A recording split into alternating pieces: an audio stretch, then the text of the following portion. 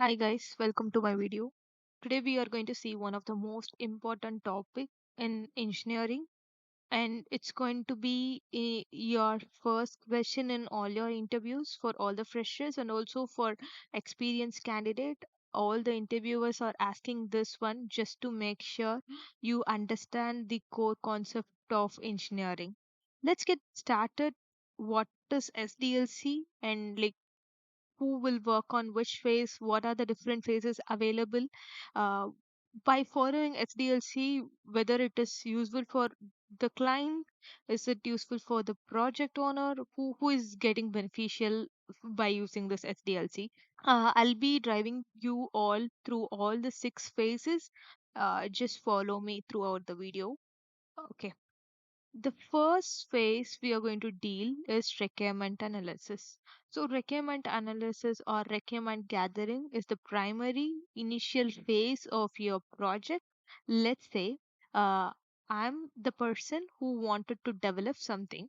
So, what I would be doing is that I'll be searching good uh, company in the market. I'll be reaching out to them. I'll be asking them, this is my requirement. Can you do a product like this? This would be my first course of action, right? So, in if you closely watch, whatever I did is that I'm reaching out to them and I'm giving them my requirement. So this is the baseline. So all the companies will be reaching out to the client or having meeting with a client just to know what's client need, what's their client requirement. So in the initial phase, the first phase is that writing down client's requirement. Requirement analysis, also known as requirement engineering, is the process of determining users expectation for a new or modified product. So this is just nothing, getting to know the client more, and we will write down what is his expectation and we will work according to that. This is simple. Always keep in mind the first phase of SDLC is requirement gathering. In this particular phase, we'll be communicating with the client, getting know what's his requirement. That's it. Then, who will be working on this particular process, who will be driving throughout this requirement analysis, like product owners, product managers, business analysts, and CTO. So some in some companies, CTO also involved in this process. So drive back to the second phase, that is design phase. So now we are clear. We are just done with our requirements. So and what would be the next phase? So there comes design phase. So in this particular phase, we will understand client's requirement little deep down. So we'll drive through his requirement, we'll analyze. So okay, fine. So this is his requirement. What are the code we can, what stack can we follow? What are the design, the baseline can be, whether his requirement can be met by our developers.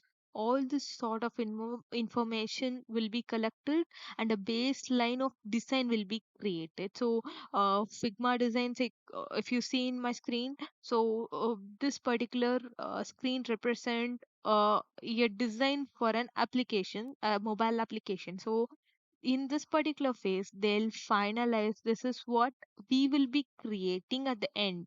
So a baseline design will be created.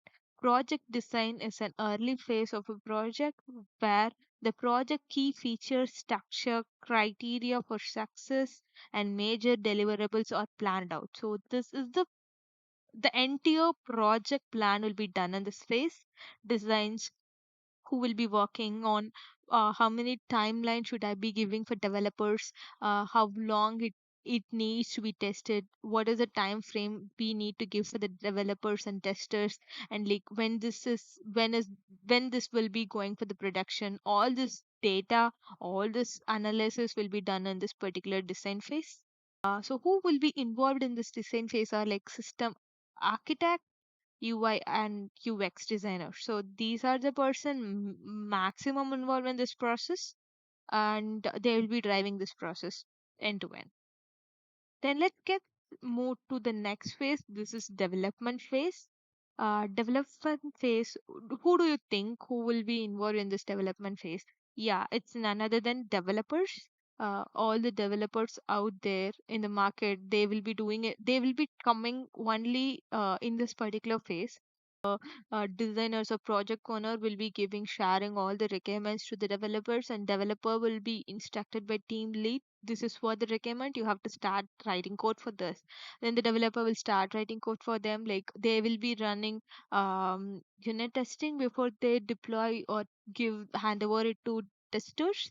They'll be basically they'll be creating this is the phase where the development will be started, and like once it is done, it will be handed over to the testers. So who would be taking part in this particular phase are like front-end developers, back-end developer. I've just given a generalized concept in it. Going forward in detail, the future videos, I'll be giving more knowledge on who will be doing what. So just follow with me throughout the process, guys. I'll be giving each details in my future videos who will be doing what. Okay.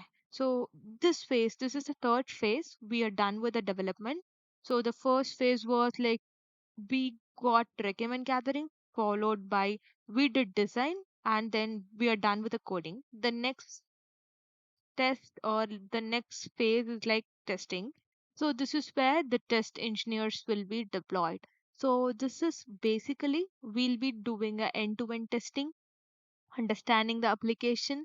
The testers would perform various rounds of testing, various techniques involved in it, just to make sure the product, whatever the developer has developed, is robust, it's not breaking anywhere.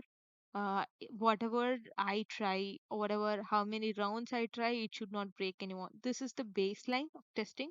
So the process of testing any software application using scripts, tools, or any test automation framework in order to identify error. So finding error is main concept of testing it. So who would be involved in this phase is like QA engineers and testers. You can ask me like QA engineers and testers are they different? Yeah, sometimes like QA engineers are the one who do write scripts, automate. Testers in general, they do perform manual testing. These are the persons who will be involved in testing. There are different testing techniques available in order to test a particular function or particular application that would be carried out based on the requirement, guys. So it is not generalized, it differs according to the product or process. So the next phase after the testing is deployment. So so far we know what is my requirement, and then we did few design, we developed it, we tested it. That's it, right? So we are going to deploy it to the production. That means I'm going to uh, make this application available for common people. That is we call deployment live in computerized or IT standard way.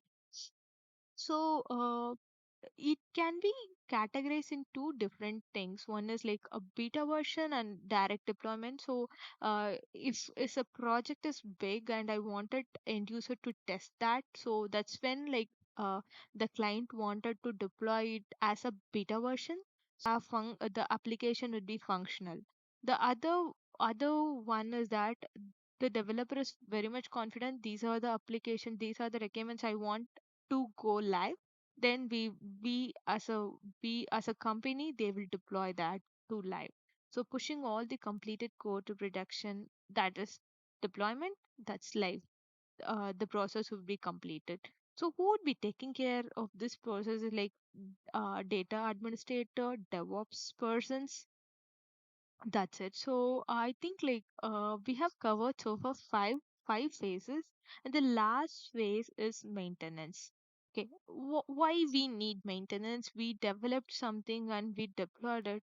Are we done with the entire process? If you ask, no, we should not do that, because like we have created a new process to the market. We have just launched a new project to the market, and we may not know where exactly our application breaks and which particular functionality stop working after some times, right? So most of the IT companies provide 3 to 6 months support for their customers based on the application. Uh, Software maintenance is the process of modifying a software product after it has been delivered to the customer. So it's just like we'll be having a mutual understanding. The client has given me an opportunity to work on this one. So I'll be giving him a time, 6 months or 3 months, maintenance phase. Whatever the issue comes in this particular phase, I'll be doing it.